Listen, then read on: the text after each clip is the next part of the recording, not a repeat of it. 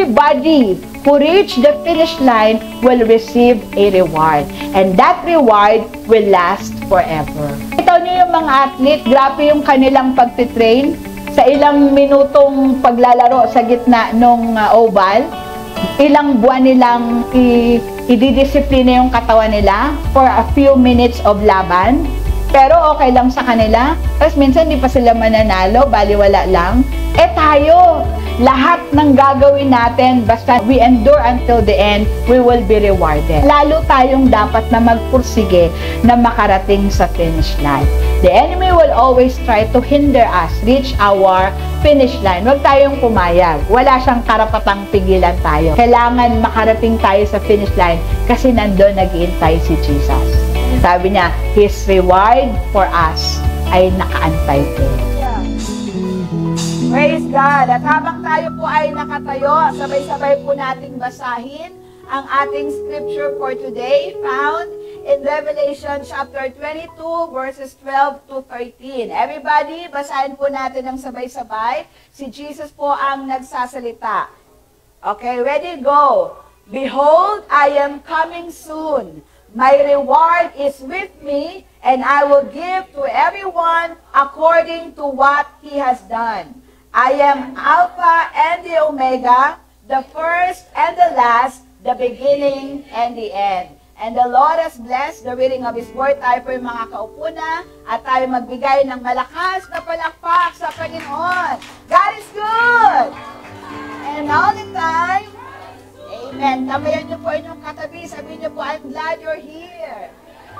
Ako'y nagagalak, ikay naririto. And we welcome everyone. Lahat po ay aming wini-welcome dito po sa Jesus is Lord Church, San Marcelino, Malate, Manila. Both on-site at saka kayo pong nanonood. Welcome po sa live streaming ng GIL SMM. And we pray that you stay tuned with us dahil importante po ang ating pag-aaral ng salita ng Diyos. Amen po. So we are located here sa 1832 San Marcelino Street, Malate, Manila. And every Sunday po meron tayong tatlong services. Isa pong 7:30 a.m., isang 10:30. Ito po yun. Lagi po itong naka-livestream. At mamaya pong hapon, 2:00 ang ating ikatlong gawain. So any time po convenient to you, you can come and join us, worshiping the Lord in this place, in spirit and in truth. At ito rin po ay pagsunod sa utos ng ating Diyos nung sinabi niya sa Exodus chapter 20 na huwag kaligtaan ang araw ng pagsamba. The Lord gave us 7 days. Amen? And on the 7th day, it's time to give the Lord our thanksgiving and our praise. So bumabalik tayo sa church kada linggo para magpasalamat dahil iningatan tayo ng Lord, ginabayan at pinatnubayan. Tama po? At habang nandito tayo, hihingi tayo ulit. Magpapasalamat at hihingi ulit. Okay lang ba yung pastora kay God? Ay opo, it is His delight to answer our prayers. Amen? It is His delight to give us what we ask of Him. Kaya hingi ng hingi. Pero syempre, bukod sa paghingi ay ang pasasalamat at pagkilala sa nag-iisang Diyos na ito. Amen po. Palakpakan nga po natin ang Panginoon. And today is the last Sunday of April. Ba, next month, May na. Ang bilis. Kabilis. Anyway, salamat sa Lord dahil every day is a day of miracle. Every day is a gift of God. At isang pagkakataong maranasan natin siya. And we will always wake up early in the morning, every day with a newfound strength, grace, and mercy from the Lord. Because hindi ito nauubos. Amen po? The steadfast love of the Lord never ceases. His mercies never come to an end. They are new every morning. For great is the Lord's faithfulness. Palakpakan po natin si Lord.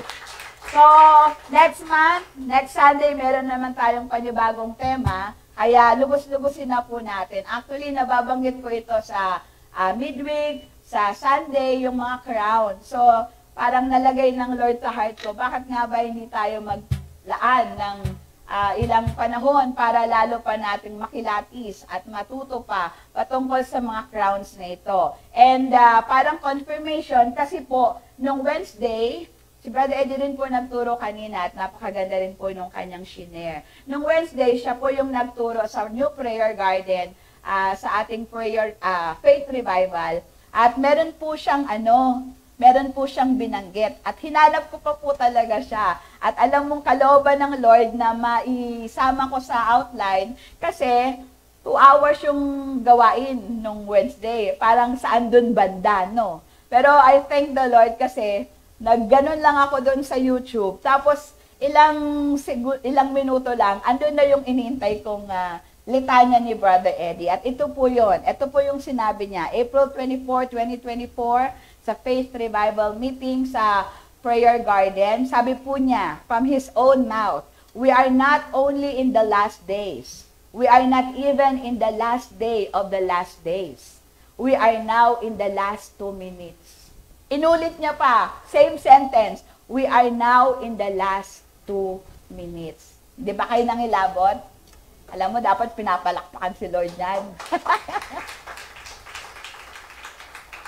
Malapit nang dumating si Lord. Amen po? Kaya, hayaan natin na itong mga nauhuling mga araw, although hindi natin talaga alam kung kailan, kasi may sinabi naman sa Bible, ang 1,000 araw sa atin. 1,000 araw sa atin. O, 1,000 taon, 1 araw lang kay Lord. So, iba yung timetable ni Lord sa ating timetable. Amen? Pero yun nga, nakakagulat lang na from the mouth of Brother Eddie, twice sinabi niya na we are in the last 2 minutes. Parang basketball, no? Pag last 2 minutes, doon naaligaga, no? Especially kapag kayong laban malapit, di ba? Doon lalong nag-escalate yung tension, lalo na nung panahong adik ako noon, mga college ako, talagang pag last 2 minutes, nanginginig ako, yung kamay ko nanlalamig, lalo na pagka anyeho raw. So, working. Anyway, so kung gano'n, last 2 minutes na lang, anong gagawin natin? Hindi siyempre lalo tayong magsusumigasig, lalo tayong mag-aalab, lalo tayong magpapatuloy sa paglilingkod sa Lord. Hindi yung last 2 minutes na petiks-petiks na tayo, last 2 minutes na lang. Hindi. Mas marami pa rin yung wala sa kawan ng Panginoon kaysa sa mga nasa loob. Kumpara natin yung number natin. Wala yan sa kalingkingan. Wala sa 0.0001% ng kabuuan ng Distrito 5. Amen po? So, we still need a lot to do. Tama po ba? Ang tanong, kasama po ba tayo sa magpapatuloy at lalo pang magsusumigasig? O doon tayo sa magpapetiks-petiks na lang, malaga, ligtas tayo, langit tayo.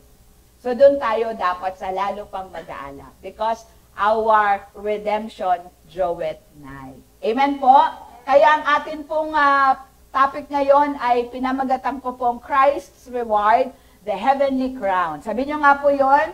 Christ's Reward, the Heavenly Crown. Yan. Actually, inaral ko ulit or pinakinggan ko ulit yung sa YouTube ko na The Crowns in Heaven.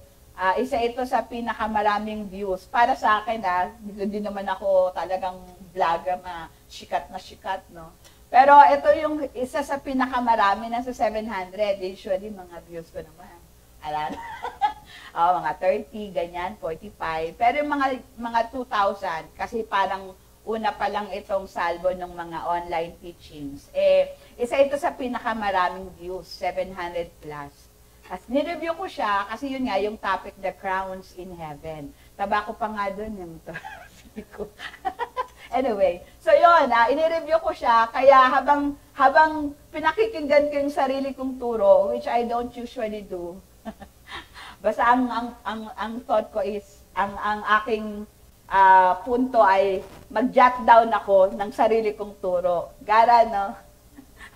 At yun yung in-incorporate ko dito sa teaching. Pero I start with what Jesus said in Revelation 22:12-13. Siya po mismo yung nagsasabi nito in the last chapter of the book of Revelation. Sa huling kapitulo ng huling aklat ng Biblia. Si Jesus po yung nagsalita at ang sabi niya, "Behold, I am coming soon." Sipin nyo na si Lord yung nagsasalita nito at nakaharap ka. Behold, anak, malapit na akong dumating. My reward is with me, and I will give to everyone according to what he has done.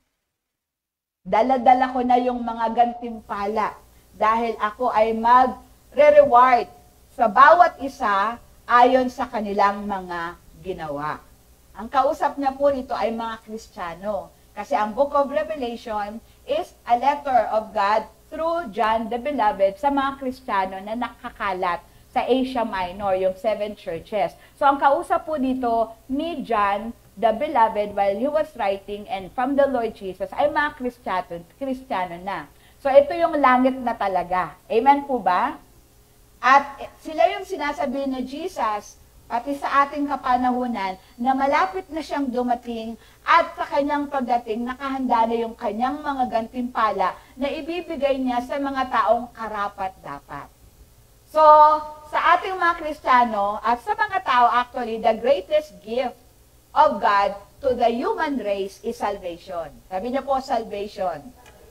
Yung tayong lahat makasalanan at tayo ay papunta sa impyerno.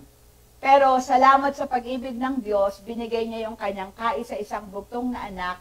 Sabi nga ng turo ni Brother Eddie kanina, we can never know God and experience God without an experience with Jesus. Kasi siya yung huling pangungusap ng Ama patungkol sa kaligtasan ng buong lahi ng tao. So knowing Jesus and believing in Him is receiving salvation. Amen po. At ito yung pinakadakilang regalo ng Diyos sa sangkatauhan. Pero sa mga Kristiyano, we are given the privilege to serve Him. Sa mga Kristiyano, sa mga tumanggap kay Jesus as Lord and Savior, meron na tayong kaligtasan. Amen po? Pero meron pa tayong binigyan ng pribilehiyo. Binigyan pa tayo ng Lord ng pribilehiyo at yun yung mapaglingkuran siya. At pagdating natin sa langit, when the Lord comes, or when we all get to heaven, at maranasan natin yung tinatawag na judgment seat of Christ, lahat tayo isa-isang tatawagin at bibigyan ng karampatang gantimpala yung mga nakapaglingkod sa Panginoon habang nandito sa lupa. So ang question po, hindi kung ligtas o hindi. Ang kausap natin dito, yung mga ligtas na. Amen? Kung di ka paligtas, doon ka muna sa first part. Acknowledge that you are a sinner and believe that Jesus Christ died for you and receive Him as your Lord and Savior for you to be saved. Ngayong ligtas ka na, anong gagawin mo? Kailangan habang andito pa tayo sa lupa, gamitin natin ang buhay na ito, ang katawang ito, para maglingkod sa Panginoon. Dahil pagdating natin sa langit, hindi lang basta tayo doon magre-reunion kasama ng mga nauna nating mga mahal sa buhay, hindi lang tayo doon mag-gather more than, kasi walang timetable, walang oras, walang relo sa langit. So, hindi natin pwedeng sabihin 24/7 kasi walang oras at araw doon. Amen po? It's an eternal passing of time na wala namang limit. So anong gagawin natin doon? Isa po sa mangyayari is lahat tayo tatawagin isa-isa. All over the world. Lahat ng mga Kristiyano na, lahat tayo i-recognize at yung mga naglingkod sa Panginoon, sila'y gagantimpalaan. Kaya ito yung sabi ni Jesus, ako'y malapit ng dumating. At kasama ko ang mga gantimpalong ibibigay ko sa mga taong naglingkod sa akin nung habang nandito ako sa lupa. Kaya ano ang punto dito ng Panginoon? Total, ligtas na tayo, amen? Pero andito pa tayo sa lupa, let us make use of our time here on earth to serve the Lord. Para when we all get to heaven, at yun yung pinaka-importante, we will be with the Lord forever, and at the same time, we can offer our rewards at the feet of the Lord Jesus Christ. Amen po ba? Palakpakan nga po natin ang Panginoon. At nakakamangha lang na biglang nabanggit ni Brother Eddie nga nung Wednesday na last 2 minutes na. Last 2 minutes. The last 2 minutes is brought to you. So, ibig sabihin, eto na tayo. Lalo pa tayong magsumigasig. Hindi po ito yung panahon ng malapit na naman dumating si Lord. Relax, relax na tayo. We haven't done enough. Amen po? Hindi pa sapat yung ginagawa natin in the past. Kaya, gawa pa po tayo para sa Panginoon. Bakit ba ito nasabi ni Brother Eddie? Kasi nga po, nagkaroon biglaan ng giyera sa Israel. Etong Iran ay nagpadala na naman ng mga shooting bombs. Bigla na lang nagpaulan ng mga bomba dito sa bansang Israel. Nananahimik yung Israel. Bigla na lang ang daming mga bombang papunta sa teritoryo ng Israel. Buti na lang may Iron Dome ang bansang Israel. Amen po.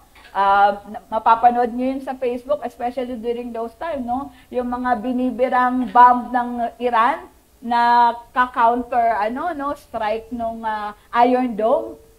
Kaya, kakatuwa, no? Pero syempre, ang pinaka-protection ng Israel ay ang makapangyarihang kamay ng Panginoon. So, what is amazing is that lagi naman pong kakampi ng Israel ang US at UK. Lagi yan, magkakampi ang Israel, US, at saka UK. Pero ang nakakabigla nung war na ito, for the very first time, yata, na ang Saudi Arabia, ang United Arab Emirates, at ang Jordan, kumampi sa Israel. Samantalang dati, umaaway din sila. Nagkakakampi sila against Israel. Pero ngayon, nakakagulantang kasi ang kinampihan ng Saudi, ng UAE, at saka ng Jordan ay si Israel. At may propesya sa Bible, bago dumating ang Panginoong Jesus, magkakaroon ng peace treaty ang mga Arab countries. Makikipagbati sila sa Israel. Which is imposibleng mangyari, especially in the past. Pero ngayon, parang unti-unti na nangyayari. So ito pala nga isang napakagandang senyales, isang napaka-mahimalang senyales na talagang malapit nang dumating si Jesus. Kaya Brother Eddie came up with this statement kasi ang dami rin niyang mga napakinggan from reliable prophets of today na talagang hindi na lang tayo nasa last days. Hindi na lang din last day of the last days. We are in the last 2 minutes. At sabi po ng Book of Daniel, yung mga masasama, magpakasama pa kayo. Ayaw nyo eh. Pero yung mga mabubuti, lalo pang magpakabuti. Kasi nalalapit na ang pagdating ng ating dakilang tagapagligtas. Amen po ba? Palakpakan nga po natin ang Panginoon. So we should really be ready. Sabi mo sa katabi mo, maghanda ka. Oo, pag alam mong may pupuntahan ka, maganda ka yung mga kakailanganin mo, no? Maleta, etc., etc. Ayan. So kung alam mong darating na si Lord, ano yung dapat mong gawin? Meron po ako ditong sinulat na 3 S. And it's for all of us. Babae, lalaki, matanda, bata, marunong o mangmang, may ipinawala, mayaman, mahirap. Let's be sure now we are ready and we have the following. Ano yon? Be sure you are saved by Christ. Sabi niyo po, saved by Christ. Oo. Kailangan iniligtas ka na ni Kristo. Sabi po ng Acts 4:12, salvation is found in no one else, for there is no other name under heaven given to men by which we must be saved, except the name of Jesus. Ang kaligtasan, pag sinabing kaligtasan, pag namatay tayo, pupunta tayo ng langit. Yun yung kaligtasan. Lahat tayo initially hindi ligtas. Dahil sa namanan nating kasalanan ni Eva at Adan, pag namatay tayo, impyerno tayo. Pero kung ikaw ay sumampalataya kay Jesus, kinilala mo siya ang iyong tagapagligtas, dun ka lang magkakaroon ng kaligtasan. Dito ka pa lang sa lupa, sigurado ka ng langit. Amen po? At pag kinuha ka na ni Lord, langit ka. Bakit? Not because you are a good man or a good woman, but because you accepted Jesus as your Savior. Because salvation, ang kaligtasan, ay hindi mo masusumpungan kanino man. Walang may hawak ng kaligtasan. Sabi nga ni Brother Eddie, yung salvation, ang franchise holder lang yan. Si Jesus lang.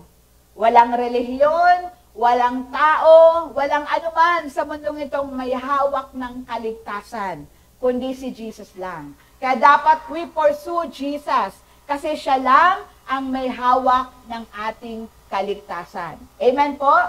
Kaya tayo ay kumilala kay Jesus because He is the only way to God. John 14:6, I am the way, the truth, and the life. No one can come to the Father except through me. Walang pupunta ng langit nang hindi dadaan kay Jesus. Pastora, palapit kay Jesus, may ipababang daan? Wala na. Siya na nga yung only way. Hanap ko pa ng padrino papunta kay Jesus. Wala na. Lapit ka na mismo kay Jesus. Kaya sabi niya sa Matthew 11:28, Come to me, all you who are tired and heavily laden, and I will give you rest. Very strong yung kanyang word. Come to me. Hindi niya sinabing, come to us. Ibig sabihin, any of the disciples. Ang sabi niya, come to me.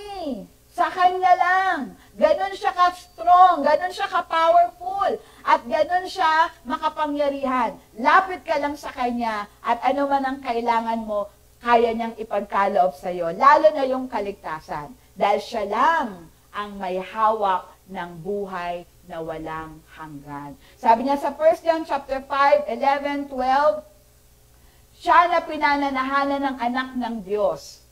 Kung pinatira mo si Jesus sa puso mo, siya na pinananahanan ng anak ng Diyos, meron siyang buhay na walang hanggan. Langit. Pero wala nito. Walang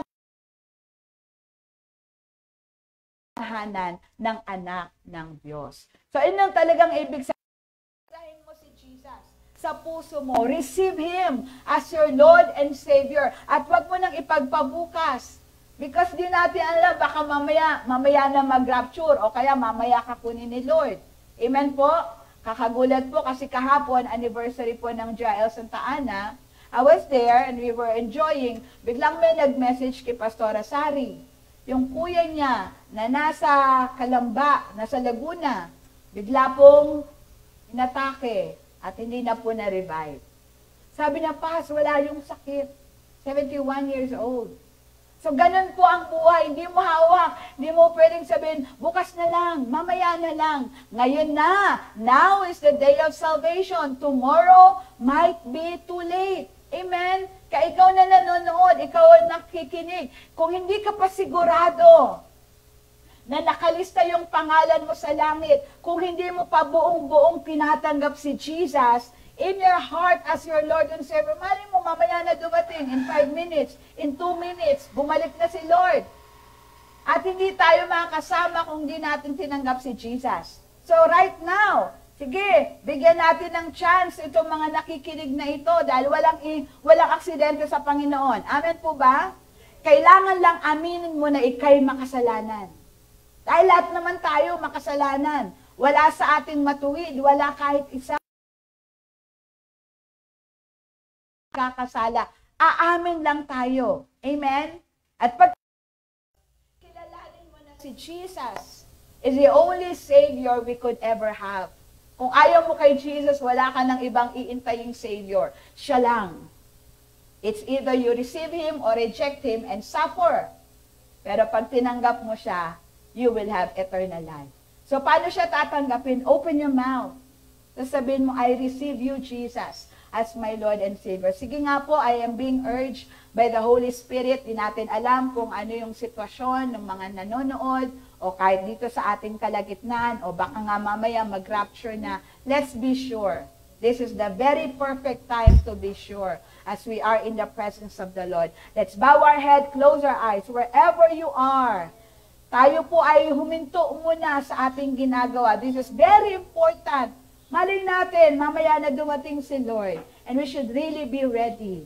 Well, let's bow our head, close our eyes, lift up our hands, at sumunod tayo sa panalangin ito ng totohanan. Sabihin natin, Panginoong Jesus, buong pagpapakumbaba, ako'y lumalapit sa inyo. Kinikilala ko, ako'y isang makasalanan, nagkasala sa inyo. Mula pagkabata, hanggang kasalukuyan, patawarin niyo po ako, Panginoong Jesus, namatay ka sa krus dahil sa aking mga kasalanan, nabuhay kang muli para sa aking kaligtasan. ipinapahayag ng aking bibig, mula sa aking puso, ikaw po, Panginoong Jesus, ang aking Diyos, Hari, Panginoon, sarili kong tagapagligtas. Mula po ngayon, ako'y iyong pagharian, pangunahan, nais pa po kitang makilala, maranasan, mapaglingkuran. Salamat sa pagpapatawad. Salamat sa buhay na walang hanggan. Salamat sa aking kaligtasan. Sa pangalan ni Jesus. Amen. Palakpakan po natin ang Panginoon. Mas malakas pong palakpak. Hallelujah! Thank you, Holy Spirit. Thank you, Abba Father. Thank you, Lord. Oh, we bless you. Kung sinunod niyo po yung panalangin yon na bukal sa puso, talagang binigkas ng iyong bibig, ikaw po'y ligtas na. Ikaw po'y born again na. Amen? Meron ka ng relasyon kay Kristo. And you did the right thing. Palakpakan po natin ang Lord. And that makes us ready for the coming of the Lord. Pag dumating si Lord, kasama tayo. Amen po? Ang problema, paano kung di pa siya dumating? At paglabas mo rito, nawindang ka na naman sa gulo ng sanlibutan. Meron kang nakita na nagsuspecha ka, baka magnanakaw to. O kaya merong pumatid sa'yo, bigla kang nagalit, bumulalas sa bibig mo yung di kaiga-igayang bagay. O kaya hindi pa siya ba darating bukas at ikaw ay nagkasala at nagkamali. Paano na yan? Amen po? So, ano yung dapat pa rin natin gawin? So, una, we should really be saved by Christ at naka-check na yon. Sabihin niyo po, check. Okay? So, let us always be conscious na si Jesus yung ating Savior and continue on with that relationship. We can call Jesus our Lord and we can call God our Father. So, i-treasure nyo yung relationship na yon. Dahil it should grow, no? Dapat ito ay lumalago, ito ay tumitingkad, ito ay nade-develop pa. Amen po? Ngayon, ang pangalawang issue, yun nga. Kung di pa siya darating, ang daming pwedeng mangyari. Pwede kang magkasala, pwede kang magkamali ng desisyon. May mga pagkakataon na desidido ka na, tapos biglang may humarang sa daanan mo, na-sidetrack ka na naman. Imbes na diretso, nakakaliwa ka. At medyo nagulantang na naman ang buhay mo. Dapat straight ka na hindi na naman. Dahil sa kaway ng sanlibutan. Kaya para sigurado tayo, let's be firm in our decision na yung relasyon natin kay Jesus, ipe-preserve natin until He comes. Ang tawag po dyan ay sanctification. Sabihin niyo po, sanctification. And we can also be sanctified only by Christ. Sabi po ng 1 Corinthians 6:11, and that is what some of you were. Yung dating buhay ng mga Kristiyano sa Korinto, dati silang kagaya din natin, mga walang pagkakilala kay God, walang oras sa Panginoon. Kaya ang sabi niya sa 1 Corinthians 6:11, and that is what some of you were. Dati ganun din kayo, mahilig sa kamunduhan. Mas pinipila ang mundo kaysa kay Kristo. Mas may oras sa ibang bagay pero wala oras sa Panginoon. Ganun din kayo dati. Pero, sabi diyan, but you were washed. You were sanctified. You were justified in the name of the Lord Jesus Christ and by the power of the Spirit of God. Dati kayong ganon. Walang oras kay God, walang pakialam kung nagkakasala kasi everybody's doing it. Pero iba na ngayon. Parang yung nanay mo, galing ka sa pusali, ang dami mong dumi, naglublob ka sa kanal, ang baho mo, dumi mo, nangangamoy ka, pati yung suot mo, di na putim na. Sabi ng nanay mo, halika nga rito. Pingot pa yun, no? Ang ginawa ng nanay mo, pinaliguan ka, talagang kinuskus ka, no? Mula-ula hanggang paa. Talagang sinabon ka ng gusto. Tapos binigyan ka ng bagong damit. Pinabanguhan ka pa. Anong gagawin mo? Babalik ka sa pusali? Preserve your cleansing. I-preserve mo yung bagong damit mo. I-preserve mo yung bango mo. I-preserve mo yung kalinisan mo. Huwag ka nang pupunta sa lugar na alam mong mabubulid ka sa kasalanan. Huwag kang makikihalubilo sa mga taong alam mong dadalhin ka sa mali. Kasi hodang mainis sila sa inyo, ayaw mo na sa amin. Anong mang nangyari sa'yo? Mas mabuti na yon. Kesa naman madumihan tayo ulit at matimingan tayong bumalik si Lord, ando tayo sa pusali. Amen po ba? Mas magandang we preserve the washing, the cleansing of the Lord in our lives. Meron akong tinuro dati pa, yung image, IMAGE. Paano ma-preserve yung image ng Lord sa atin? Yung cleansing niya, yung sanctification. We should really do something about it, no? May gagawin si Lord. He will preserve us until He comes. Amen? 1 Thessalonians 5:23. Pero we ought to also do something. So intimacy with God. Lagi kang mag-pray. Amen? Sabi niyo, intimacy. So lagi kang mag-pray. Spend time with the Lord. Kasi si Lord lang yung katuwang natin para mapanatili yung ating kalinisan. And then, meditate God's Word. Lagi kang magbasa ng Bible. Tulungan mo yung sarili mong makaiwas sa kasalanan. Amen po? Sabi ni David, I have kept your word in my heart so I may not sin against you. So the Word of God can prevent us from sinning. Because the Word of God will remind us what is right and what is wrong. Amen? And then abide in Christ. Manatili kang konektado with Christ. Lagi mong i-check. Cellphone mo nga, lagi mong i-check eh. May message ba? May email ba? I-check mo rin yung connection mo kay Christ. Lord, connected pa ba ako sa'yo? Kailangan lagi mong chinecheck. Amen? Lord Jesus, andito pa ba ako sa'yo? Alam, problema kay God, di niya tayo iwan, di niya tayo bayaan. Ang tanong tayo, baka napapalayo tayo kay God. Baka masyado tayong nalilibang sa mga bagay sa mundo. Yan man, ibig sabihin, huwag ka nang magtrabaho, huwag ka nang mag-aral. Hindi. Just make sure na wherever we are, we remain connected with God. Amen po? And then letter G, go and witness. Yung natutunan mo, i-share mo. Kasi mas nakakatulong yun for us to be yung bang conscious. Kasi nag-share ka about Christ eh. So you make sure you are worth witness. You are a credible witness. Tama po? So go and witness. I-share mo. Kahit saan ka magpunta, sino yung katabi mo, kasama mo, you pray for that person and given the chance, you share the gospel to them. That's maintaining the image of Christ in us. And then letter E, kahit mahirapan ka, endure until the end. Amen po? Manatili, endure. Sabi niyo po, endure. Kahit mahirapan, kahit may stress, kahit na may mangyaring hindi mo gusto, kapit ka pa rin kay God. Dahil sigurado si Lord, hindi ka rin niya pababayaan. Tama po? So let's remain sanctified. Pinaliguan na tayo ni Lord ng kanyang banal na dugo eh. Amen po? Kung magkasala man tayo, let it be yung hindi sinasadya.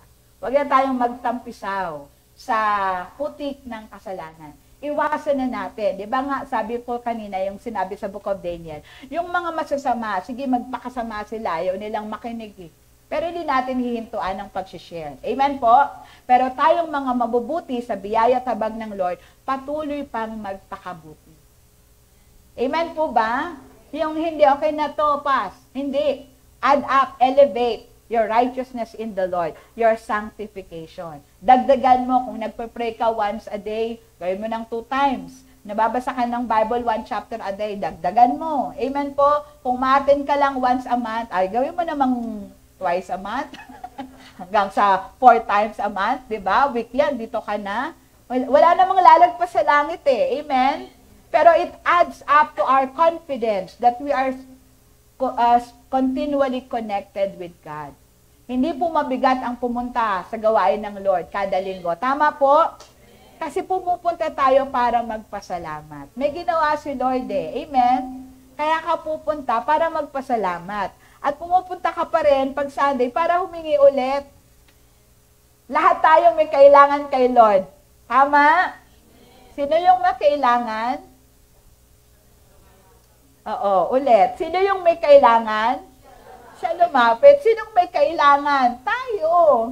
So, lapit tayo kay God. And it is the pleasure of God. It is the glory of God to meet us and to shower us. Hindi lang to give, but to shower us with His bounty. Ang Diyos na ito, napakagaling maggantimpala. Tama po ba? Palakpakan natin si Lord. At pangatlo, Pangatlo, total sanctified na tayo, dapat naglilingkod tayo. Sabi niyo po sa katabi mo, serve the Lord. Kasi next month, iba na topic hanggang ngayon, excellent service pa rin. So, bago tayo umalis ng April, hayaan mong nakabagkit na sa atin na hindi lang ako basta mabubuhay, ako'y mabubuhay na naglilingkod sa Panginoon. Doing what He wants me to do. Amen po. Sabi ng Colossians 3:23 and 24, ito po yung team ng GIL Santa Ana kahapon on their 22nd anniversary. Whatever you do, do it with all your heart. Lahat ng gagawin mo ng buong puso as working for the Lord, not for men. Since you know that you will receive an inheritance from the Lord as a reward. It is the Lord you are serving. Pastor, hindi man ako naglilingkod sa church Ako ay guro. Ako ay labandera. Ako ay driver. Sabi diyan, whatever you do, kahit hindi sa apat na sulok ng church, whatever you do, naghuhugas ka ng pinggan, whatever you do, nagbabayad ka ng bayad sa jeep or sa Grab, whatever you do, do it with all your heart, as if you were doing it for the Lord. Di ba, may iba nga sobrang mahilig mag-pray, sobrang bukang bibig ang pangalang Jesus. Pati pagbayad, Lord, ay, bayad. Kasi nga, di ba, yun yung lagi niyang kausap lagi si Lord kaya pati yung driver na tawag niya, pero hindi naman yan sinasadya. Ibig kong sabihin, whatever we do, we can offer it to the Lord. Na Lord, naglalaba ako. Pero itong paglalaba ko ay alay ko sa'yo para sa iyong kaluguran. Amen. Ako'y nagluluto. Pero I am not doing this for anyone, but for you. So, i-offer natin lahat. Total, it was the Lord's word when He said, whatever you do, whether you eat or drink, do it all for the glory of God. Eating and drinking is the most common thing that we do, except for breathing. Diba? Lagi tayong kumakain at umiinom, lalo na ngayon, sobrang init. Lagi dapat may Waterloo. Amen po? So in our eating, in our drinking, let it be for God's glory. Whatever we do, that is part of serving God. Kasi ang paglilingkod sa Panginoon, hindi lang naman sa apat na sulok ng lugar na ito. Tama po? May kausap pa ako? Kahit nasa bahay ka, o inutusan ka ng nanay mo, anak, bili ka ng kandila, tuloy na sabi ko. Suka, paminta, mantika. Pag malalaki na kasi, hirap na daw utusan. Yung mga dalaginding na, nangmamaktol na yan. Pero hindi. Do everything with all your heart as if you're doing it for the Lord. Sa opisina, inutusan ka ng bossing mo. Itong bossing na to, ako na lang paborito. Ako, lagi na lang ako. So do it with all your heart as if doing to the Lord. Sabi diyan, it is the Lord you are serving kasi Kristiyano ka na.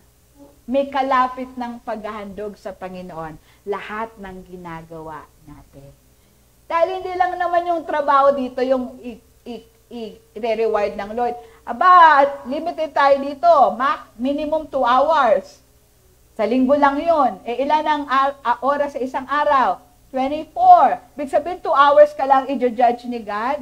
Paglabas mo rito, titignan ka rin ni Lord. Paano ka magbayad? May sukli ba? May sobra ba? Yung bang sinobrang sukli sa'yo? Sinoli mo ba? Yan ay mga paglilingkod. May nagpapabot. Minsan naiirita ka, no?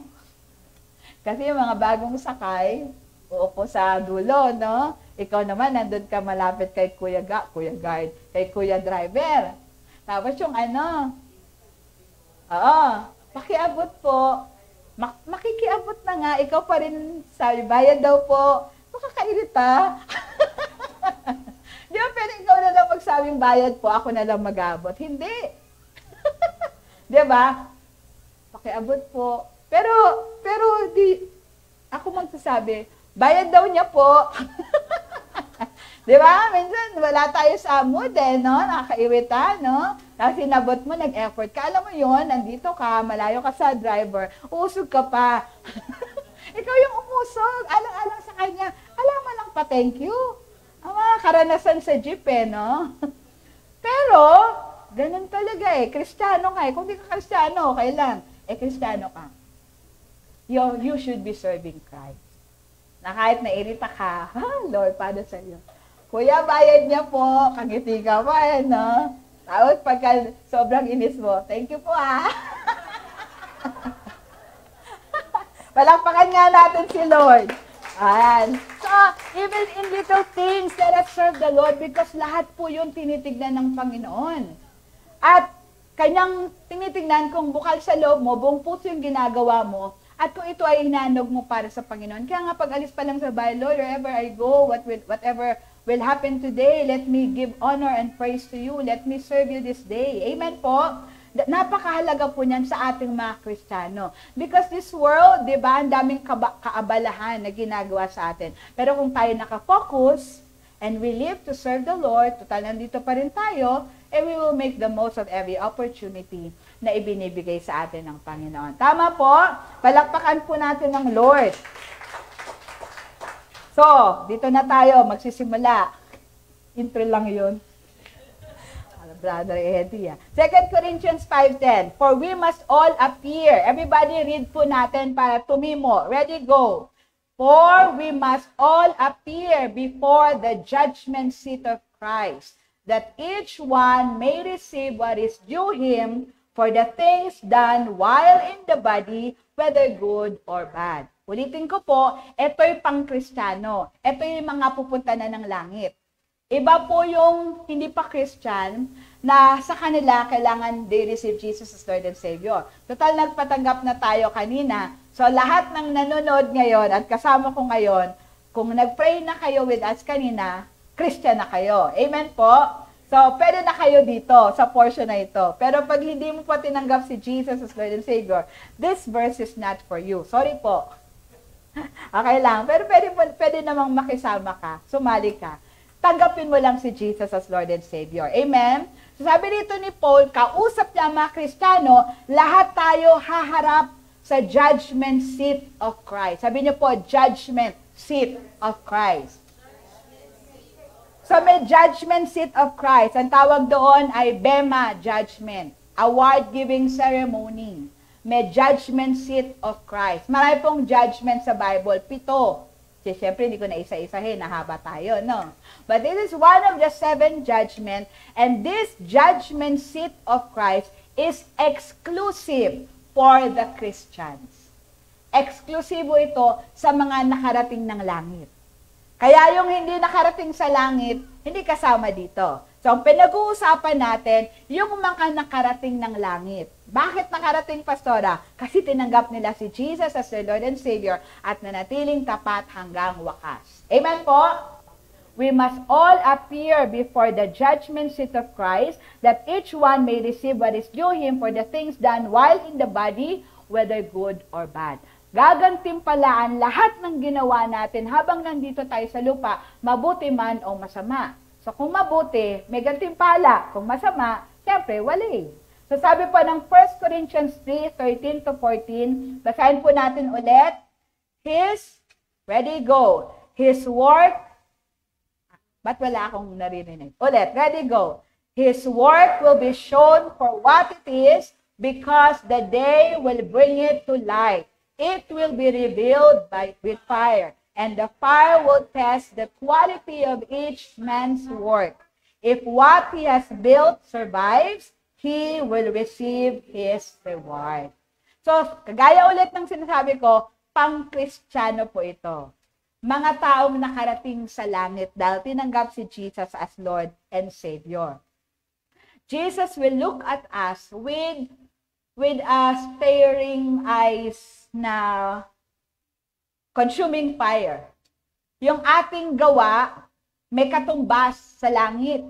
Yung mga consumable, yung natutupok at hindi natutupok. Yung mga natutupok, yung kahoy, dayami, ipa, na pagkadinaan sa apoy, sunog. Pero yung mga hindi nasusunog, yung mga materyales na gawa sa ginto, pilak, at mamahaling mga materyales. Amen po? So, the eyes of the Lord will see through everything that we have done. So, pag yung ginawa natin ay hindi pulido, naglingkod ka nga pero mayabang, naglingkod ka nga pero napipilitan, naglingkod ka nga pero masama ang motibo, parang yung ginawa mo dumaan sa apoy, tupok. Pero pag naglingkod ka, tama yung motibo, tama yung puso mo, at binigay mo yung pinakamainam mo para sa Panginoon, dun ka may reward. So, ang sabi dyan, the fire will test the quality. Sabi niya po, quality. Kaya dapat pag magsiserve na rin lang tayo kay God with quality. Wag yung pwede yan. Okay na yan. Pag maglilingkod tayo sa Panginoon, let's give Him the best. Because He deserves nothing but the best. Amen po ba? Para kapag ka nag-appear tayo kay God, at sabi nung ilang mga preachers na naririnig ko, meron daw napakalaking TV sa langit. Malaki pa dyan, of course. So, isa-isa tayong tatawagin. Pastor, ang tagal naman dun, buong mundo yan. Wala hong relo sa langit. Sa walang maiinip. Amen? Kahit di mo kilala, manonood ka. So, our life in heaven ay i-view for everyone to see. Lahat mapapanood yung buhay natin, kaya nakakaya kung di tayo pulido na. Lahat ng ginawa natin para kay Kristo, ilalantad. Kaya nga be sure, if we're serving the Lord, we're serving the best. Amen po? Everybody will see our life there in heaven. Kaya, di ba, for God's glory, talagang puludihon natin. Pwede pang bumawi. Di pa naman tumutunog yung pakakake. Amen po ba? Ganti ba dumarating si Lord, pwede pa tayong makabawi. Amen po? So, lahat i-review yung ating mga buhay at magbibigay ng gantimpala ang Diyos after the quality of our service has been tested. At God being a fair and just God, walang malalamangan. Walang hindi makikita. Bilang pastor, may mga bagay na hindi ako nakikita. Amen po? Sa mga workers. Pero si God, kitang-kita niya po lahat. Kaya mainam maglingkod sa Panginoon. Amen po ba? Sa Revelations 2 and 3, kinuwento dyan yung 7 churches that were existing during those times. Ito po ay nakapalibot sa Asia Minor, yung Turkey, no? Andyan yung Smyrna, Pergamum, Thyatira, Philadelphia, Laodicea, Ephesus. 7 po yan. And after the comments of the Lord sa bawat churches, merong reward na ipinangako. And these are just some. Sa pagbinasa natin yung Revelation, these are some of the rewards for the overcomers. Kaya kailangan talaga magpursige tayo at makarating hanggang sa dulo. Kasi walang reward yung huminto sa gitna. Sabi mo sa katabi mo, wag kang hihinto. Wag kang titigil. Hanggang finish line tayo dapat. Amen? Pastora, kailan malalaman yung finish line? 2 lang. Pag kinuha ka na ni Lord, finish line ka na. Pero hanggang nandito ka pa, ala pang finish line. Finish line na rin pag dumating na si Lord. Okay po? Yun lang. Ibig kong sabihin, Pas, kahit ilang taon na akong naglilingkod kay Lord, ala pa ako sa finish line. Ala pa, dito ka pa eh. Amen po? So, wala pa tayo sa finish line, kaya takbo pa rin tayo ng may kaigihan hanggang sa pagdating ni Lord. And lahat po ng 7 churches na yan, may commendation, may rebuke, may warning, but every end, meron pong pinapangakong gantimpala. Nag-cite lang ako ng iba, kasi ang hirap isulat ng iba. Iba gagawing pila, hirap naman, no? Susulat ko pa. 3 na lang, o 4. Yung overcomer, makakakain sila ng bunga ng tree of life. Diba? Hindi ka na talaga mamatay, kakainin mo yung bunga ng tree of life. Amen? Amen? Yan. Pangalawa, pakikita sa'yo yung hidden manna, yung kinain ng mga Israelita. Di ba kayo namamanga? Ano kayo tsura ng manna? Gusto niyo ba yon? Oo. So, isa yun sa reward. Papakita ng Lord sa atin. O, baka pwede rin patikimin. Yung hidden manna, hindi naman yung napapanis. Wala namang napapanis sa langit. Amen po? Dito lang sa lupa. May panis. Okay, ano pa? Merong white stone with a new name. Ibigyan ka ng puting bato na andun yung bago mong pangalan. Sinong gusto rito bigyan siya ng Lord ng bagong name? Si Abraham, pinalitan ng Lord, ginawang Abraham. Si Sarai, ginawang Sarah. Si Solomon, ginawang Jedediah. So, God has a habit of changing names ayon sa kanyang kalooban. Di ba nakaka-intriga? Ano kayang bago kong name? Parang ayaw niya. Bala kayo dyan. These are just some of the rewards. So this should make us more exciting to serve the Lord. But more than the rewards is to see the Lord face to face. Amen? At least ito'y karagdagang motivasyon.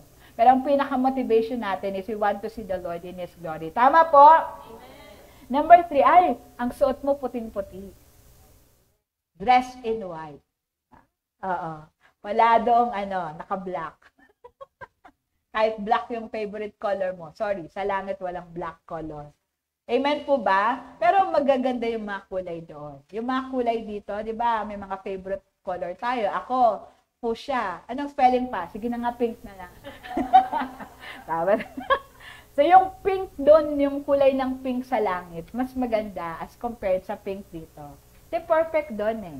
Amen? Amen po?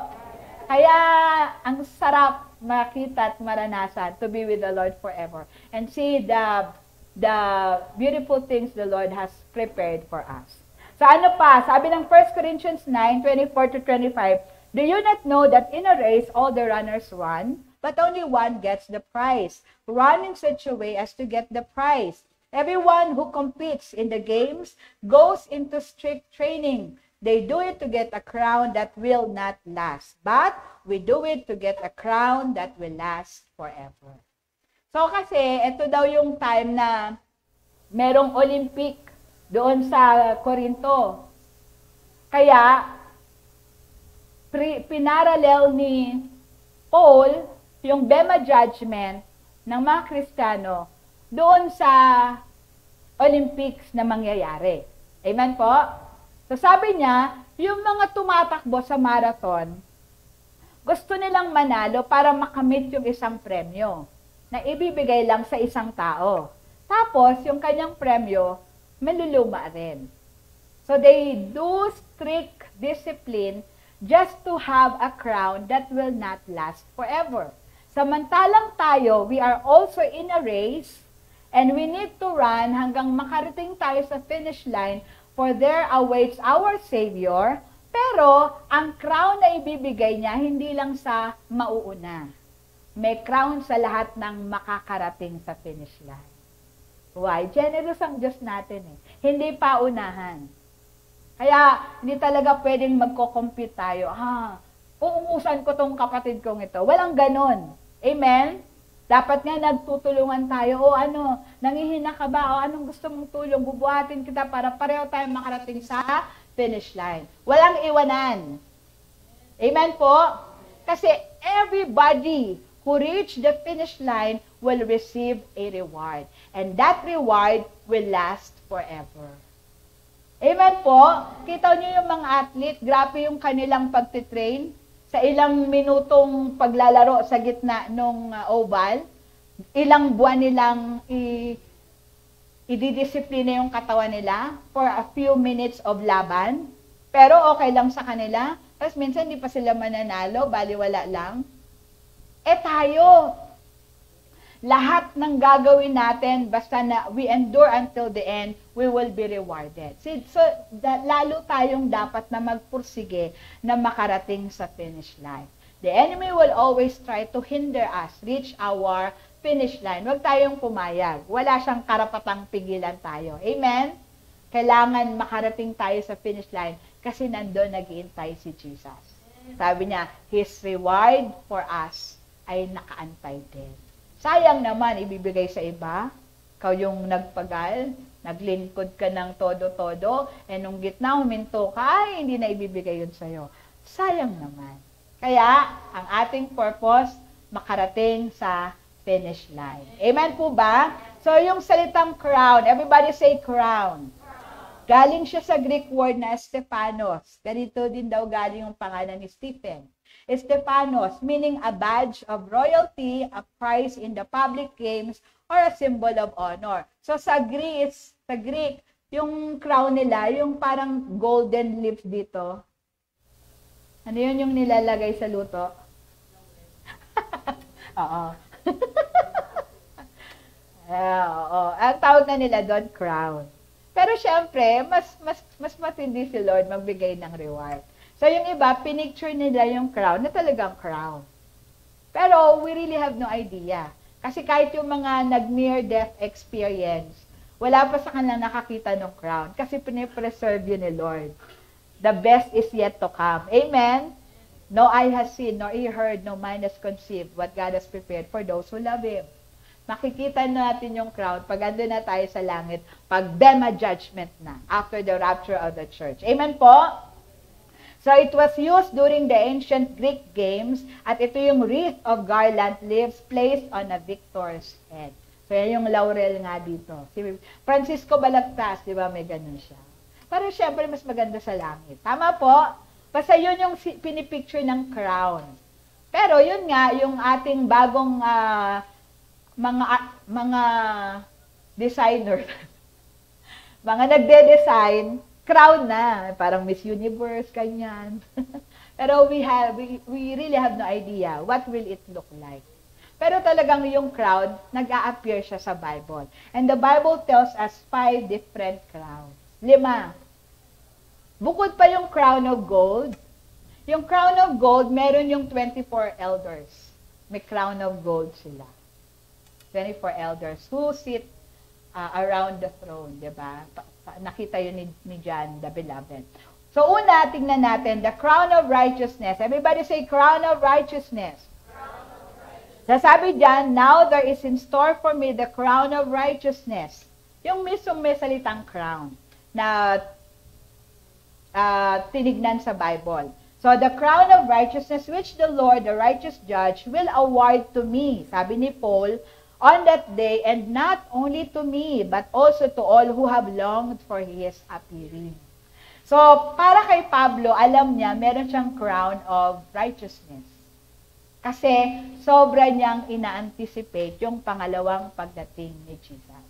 So, if you love His second coming, yung alam mo yun, yung masyado mong ina-anticipate yung second coming ni Lord, you have this crown.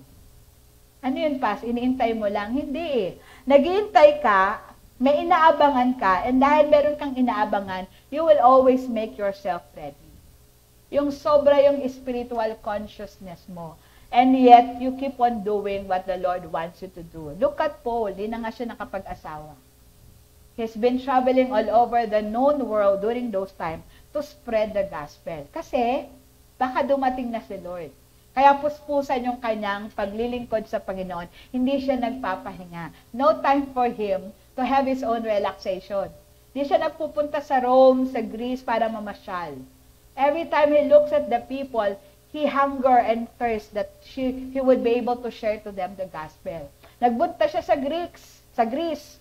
At nakita niya sa Athens, yung mga estatwa ng mga Diyos-Diyosan doon. At na-burden siya. Bigla siyang nagsalita. Kilala niyo ba yan? To the unknown God? Ino-offer niyo ito sa isang Diyos na hindi niyo kilala? Papakilala ko siya sa inyo. So, noon na nakikinig yung mga tao. Kinabukasan, pinipersecute na siya. So, yung ganun tipo, sobra yung kanyang addiction sa pangalawang pagbabalik ng Lord na gusto niyang madaliin. Alam niyo bang pwede nating madaliin ang pagdating ng Lord? Sabi ni Jesus sa Matthew 24, this gospel will be preached all over the world and then the end will come.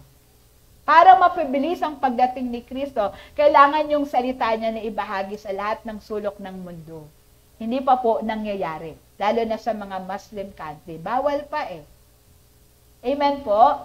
Kaya, we're praying na kahit yung mga OFWs natin na nagsiserve doon, hindi nila ipagpalit yung kanilang faith. Kasi kadalasan yun yung nangyayari. For dagdag kita, for promotion, nagko-convert sila ng ibang religion. Diba? Pero, malay mo na kaya ka pala dinala doon ni Lord, but is for you to be firm in your faith, para hindi ikaw yung madala nila sa maling pananampalataya, kundi ikaw yung magdala sa kanila sa tamang pananampalataya kay Kristo. It's just a matter of perspective. Anin mo yung malaking perang sweldo, hindi mo naman yan madadala sa langit. At sasarado pa yung langit sa iyo. Dahil nga, itinatwa mo si Kristo. Pinagpalit mo siya sa yaman ng mundo. Para kang si Iso, na pinagpalit yung kanyang birthright sa isang mangkok ng sabaw. Diba? So, kailangan firm tayo sa ating faith, no? Para may corona tayo sa langit kasi lahat ng overcomers, lahat tayo sinusubok. Amen? Bawat paglagpas natin sa mga pagsubok na meron tayong flying colors, hindi lang natapos yung pagsubok, pero you're able to give God the highest glory. May reward yun. So, wag lang tayong lumagpas sa pagsubok. Lagpasan natin yung pagsubok na nakapagbigay tayo ng karangalan sa Panginoon. Dahil may reward yun. Amen po ba? So, yung crown of righteousness are for those who anticipates the Lord's coming and make themselves ready for that day and hour. Kaya, sila yung mga spiritually conscious. Lord, ngayon ka na ba dadating? Pagising pa lang, Lord, ngayon ka ba darating? So, Lord, maging handa ako. Ganun sila. And that is something we ought to develop.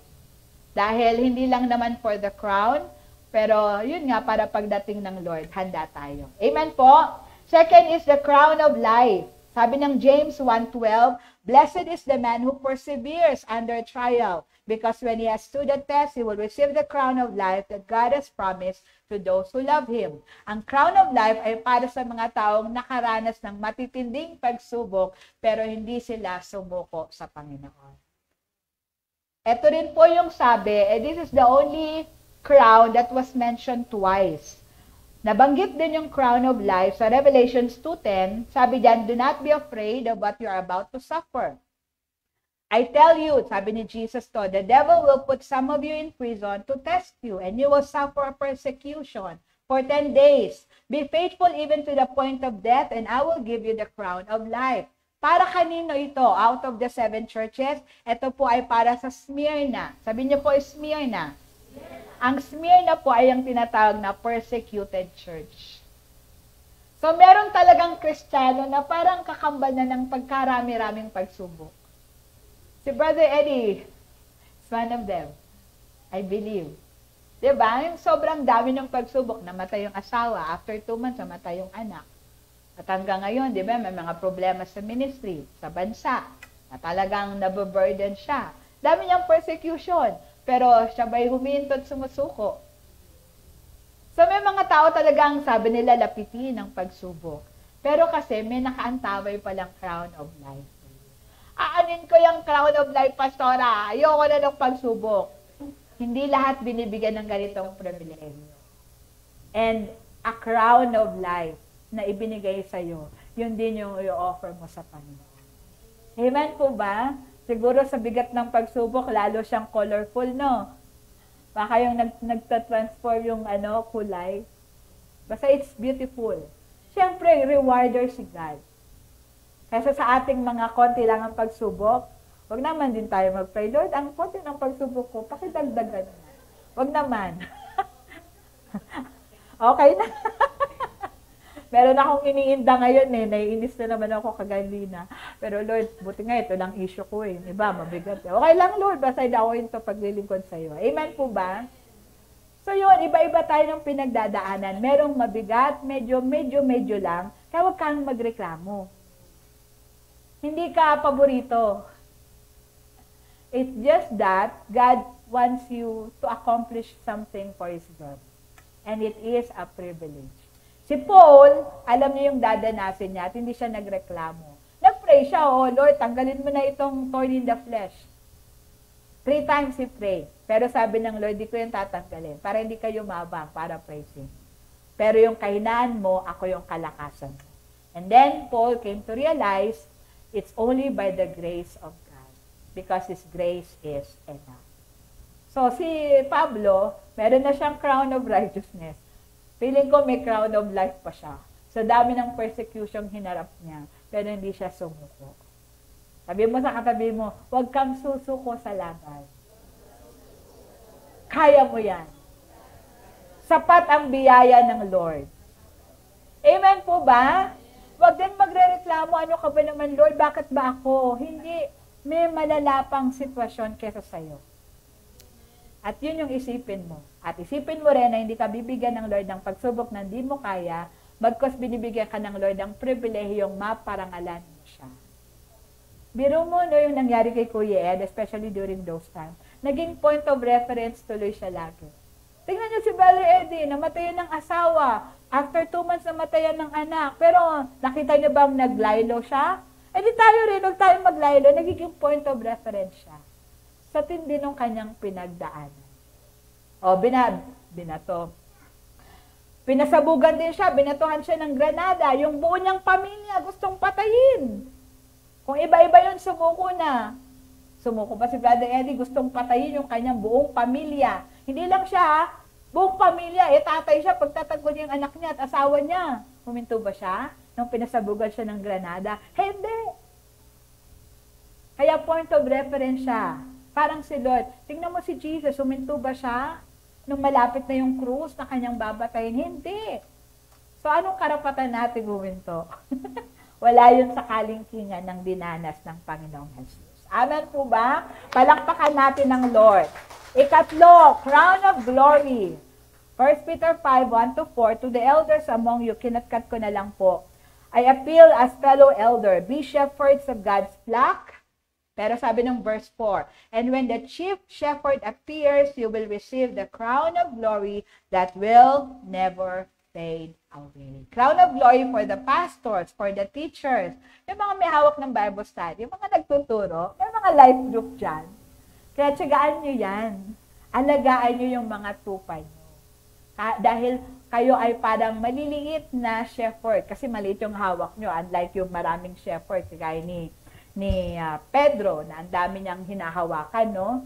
So, pagka may mga taong under us na tinuturuan natin, let's be patient with them. Huwag natin silang sukuan. Bagkos, i-train pa natin sila so that they will grow in the grace and knowledge of the Lord. At kapag tayo ay naging mabuting mga pastol sa mga tupang pinapaalaga sa atin ng Panginoon, meron tayong crown of glory.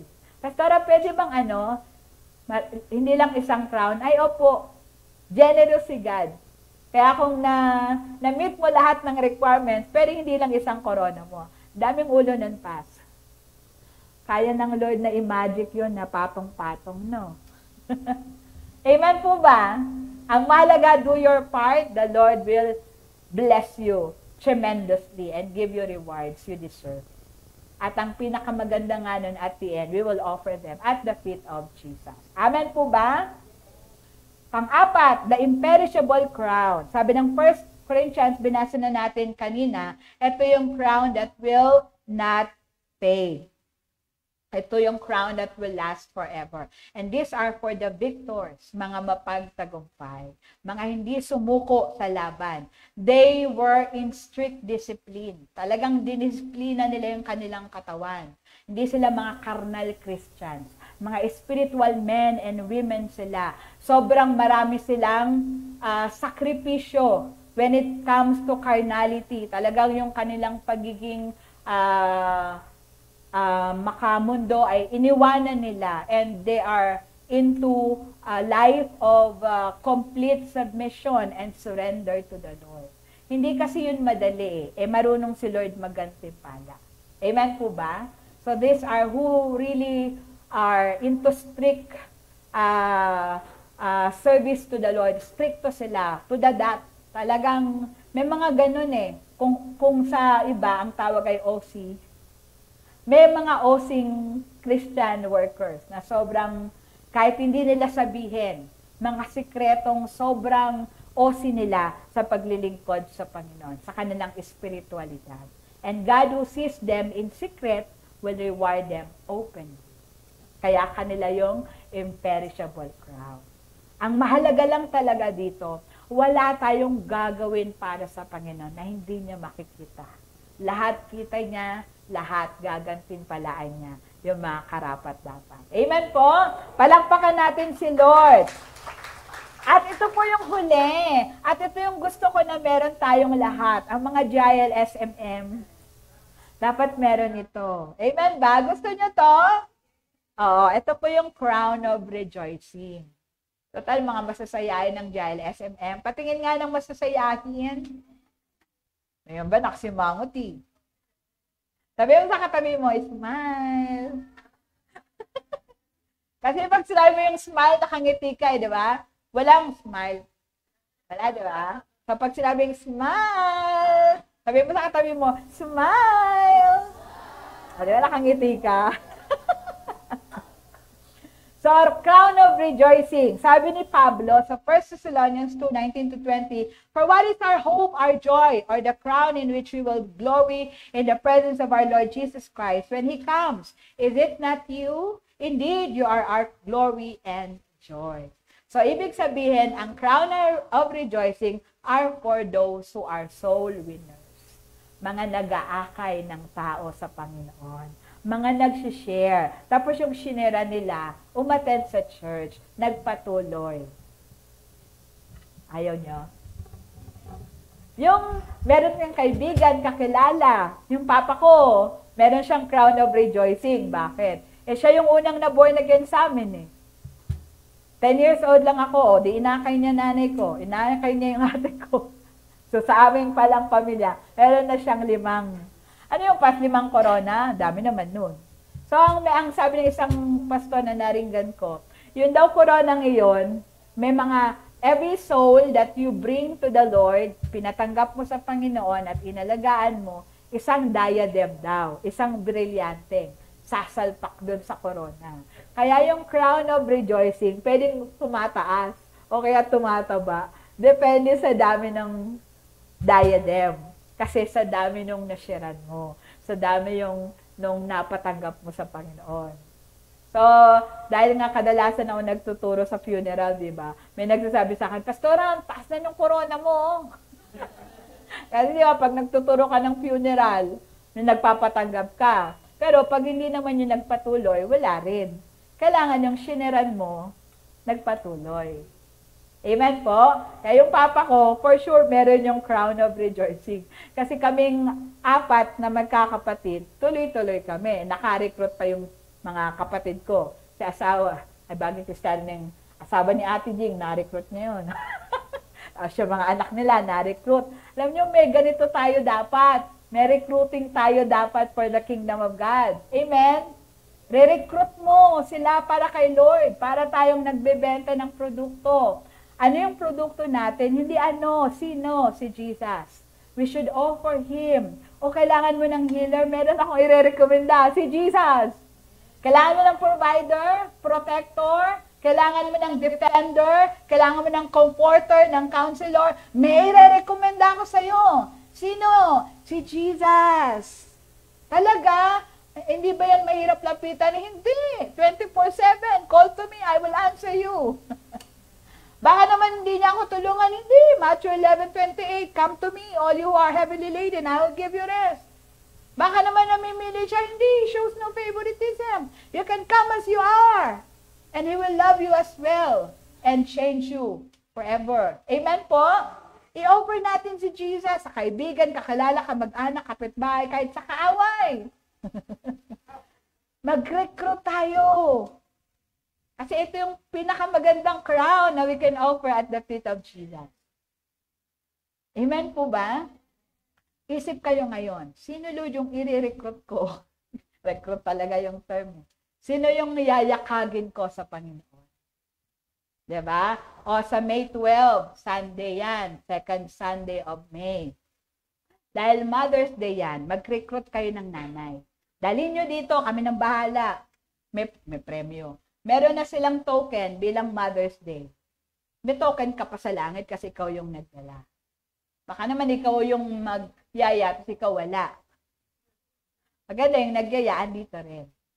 So every last Sunday, meron tayong prayer for birthday celebrators. Kung meron kang kakilalang birthday niya ng April, dalhin mo lagi sa last month. Halimbawa, sa May, may kakilala kang birthday ng May. Dalhin mo siya rito sa last Sunday ng makakarinig din siya ng gospel. So, let us help bahay namin, nahihiya ko. Invite mo kami mag-share. Amen? Sa'yo yun, pastora, credited sa'yo yun. Hindi, ikaw nagyaya eh. Walang agawan yung recruit. Amen po ba? Hindi ko aagawin recruit niyan. Amen? Halimbawa, ikaw ay teacher. Pastora, yung mga estudyante ko, gusto ko i-sharean mo. O sige, ilan ba yan? 20. O sige, saan? Pastora, akin yan, recruit ko yan. Walang ganon. Sa'yo yan. Amen? Ako'y ano lang, sabit lang. But I am here to help, to assist. Amen po? Tuturuan namin kayo. We're conducting seminars. SOL 1, 2, 3. Naka-gear yan. To teach you how to evangelize. To open a life group. Allow us to teach you. Para kayo rin may corona. Kasi meron na kami. Yabang. For God's glory. Amen? So, gusto ko lahat ng Jaya SMM may corona. Parang ayaw nyo Di ba nakaka-proud for God's glory? Ay, taga-BTC yan. Taga-SMM yan. Mga parada, lahat may corona, Di, syempre, happy naman ako. Kasi, syempre, ako yung pastor nyo, Glory to God. Di ba, ako yung walang corona, Magtulungan po tayo. Malapit nang dumating si Lord. Lahat tayo kailangan may koronang maihandog sa paanan ni Lord. And this is the best. The crown of rejoicing. Mag-recruit lang tayo. Lahat tayo may kaibigan. Sinong walang kaibigan? Sinong walang kapamilya? Sinong walang kapitbahay? Sinong walang kaeskwela, katrabaho? Lahat yan prospect. Lahat yan prospect. Kung di mo kayang magsalita, come up with an occasion. Di ba, birthday mo? O kaya, wala namang birthday, basta may kainan sa bahay. Pas, magpapakain ako sa bahay, walang okasyon. Yayayain ko yung kapitbahay ko. Punta ka. Kakain ako eh. Hindi pas, di ka kakain. Mag-share ka. Opo. Amen ba? Tulungan tayo para lahat tayo may corona. Inyo yun, hindi yun akin. Kahit yung mga funeral, hindi yun akin. Wala akong credit doon. Kasi talagang ang calling ko yung magturo. Amen po ba? So, tulungan tayo para may corona tayo pagdating sa langit. Na-excite ba kayo? Palakpakan natin ang Panginoon. Last verse po, sabi ng Revelation 3:11, Jesus said, I am coming soon. Hold on to what you have so that no one will take your crown. Sinabi niya rin po ito sa one of the 7 churches. At ito po yung sinabi niya sa Philadelphia. Ang Philadelphia Church is known to be the faithful church. Matapat na church na hindi sumusuko, hindi humihinto kahit anong mangyari. Let's be faithful until He comes so that we will not lose our crown. Bakit? Ito rin yung ibibigay natin sa paanan ni Jesus. Let's decide na hindi lang tayo pupunta sa langit. Langit na tayo because we are saved by Christ. Amen? Total langit na tayo. Let us make the most of the opportunity of being there. Let us work for the Lord. Let us serve the Lord. And let us serve Him with excellence. Let us serve Him with all that we have, with all our hearts, at maging faithful hanggang sa dulo. Kamusta ka na? Ilan ang corona mo?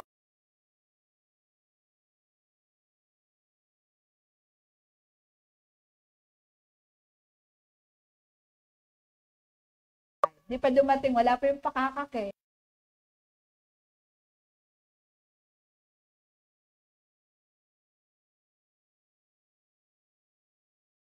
Let's all stand.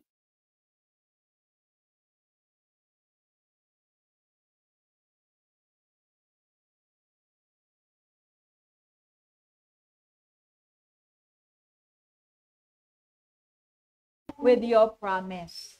Hayaan mo nga, Panginoon, sa aming paglilingkod sa inyo. You have at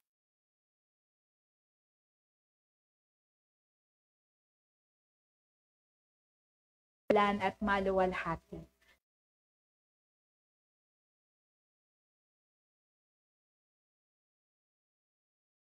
sa school, sa bahay, sa trabaho, sa kalye, Panginoon, community where we belong. Bigyan mo kami, Panginoon, ng oportunidad na ikay mapaglingkuran.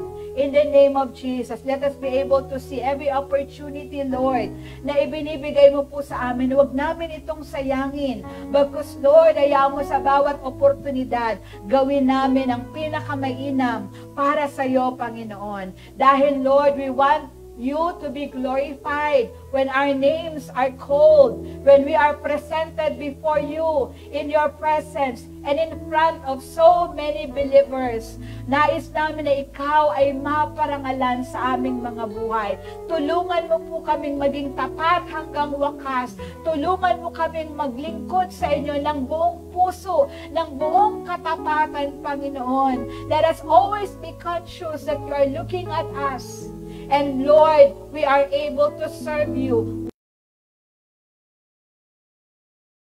in the name of Jesus. At Lord, alisin takot ang pagiging mahiyain. Because give us the confidence that comes through our relationship with you. I-preserve namin ang iyong imahen sa aming buhay by allowing us to be more intimate with you, meditating on your word, abiding in you, Lord, and continuing on to go and witness about you and to endure until the very end. Lord, you have given us enough, Panginoon. Sobra-sobra ang ginawa mo para sa amin. Hayaan mo rin naman na kami ay makaganti sa iyo, Panginoon, sa magitan ng aming paglilingkod. Huwag ka naming ikahiya. Bagkus, Lord, matapang namin ipangalanda kang ikaw, Panginoong Yesus, ang aming tagapagligtas, at ikaw rin ang nais naming makilala at maranasan ng mga taong nakapaligid po sa amin. Lord, empower your people. Let us all lift up our hands to the Lord. God, bless the work of these hands. Let us serve you with all our hearts. Lord, whatever we do, Panginoon, let us serve with all our heart, not serving men, but serving you, because it is you we are serving. Let these hands give glory to you, Panginoon. Let these hands not grow tired, Lord. Hindi mapagod ang mga kamay na ito, bagkus ang kamay na ito ay lalo pang maging masigasig, masipag, to do your works, O God, in our lives, in the mighty name of Jesus. And give us wisdom, give us knowledge, give us understanding sa aming pag-aaral ng salita mo. Madali namin itong maintindihan nang sa ganito rin amin ay maipaliwanag sa iba. And Lord, hayaan mo, Panginoon, na ang aming buhay ay maging patotoo ng iyong kabutihan. Sino man ang may sakit, karamdaman sa amin, manifest your healing touch, Lord, to our bodies, from the crown of our head to the very sole of our feet. Let your healing be our testimony, Panginoon, that our God is the same yesterday, today, and forever. You have healed in the past, and you can heal now. Let your healing flow, Panginoon, in the bodies of your people, and also through our lives. Let your healing flow, na sino mang papatungan ng mga kamay na ito sa pangalan ng Panginoong Yesus ay dumaloy ang iyong kagalingan. Lord, patuloy mo kaming buhusan ng kaparaanan, papaano ka pa namin mapaglingkuran. And let us always be excited and prepared to meet you in your second coming. O salamat, Panginoon. Come on, if you still have any prayer before the Lord, open your mouth and utter your prayer. Hallelujah. Yes, Lord, in the name of Jesus. Oh, thank you, God. Thank you, Jesus. Oh, purihin ka, Panginoon. Pakinggan mo yung panalangin ng iyong mga anak. Sila na yung tinubos na yung banal na dugo. Sila na yung niligtas mula sa kamay ng kaaway. Lord, let there be desires in our hearts, noble desires, Lord, that will give you honor and glory in our lives. Yes, Lord, patuloy mong babaan ng karunungan, kapahayagan, pangarap, pangitain ng iyong mga anak, O Diyos. Let stir up our hearts, Lord. Stir up our hearts to serve you, Panginoon. Ikaw ang magbigay ng plano sa isip, sa puso ng iyong mga anak. Begin, Lord, to open their spiritual eyes and let them plan great plans. Pray great prayers. prayers. Dream big dreams, Lord, for you, O God. Yes, I release the Spirit of the Lord upon your people. Explore the giftings that you have given them. For your glory, in the name of Jesus. At hanggang sa iyong pangalawang pagbabalik, Panginoong Yesus, madadatnan mo kaming hindi humihinto, hindi tumitigil, bagkus nagpapatuloy hanggang sa iyong pangalawang pagbabalik. Can we give the Lord the best clap of praise? Hallelujah! We will serve you, Lord, until the end. We love you, we adore you, and to you, Jesus, be all the glory, honor, praise. In Jesus' name, amen.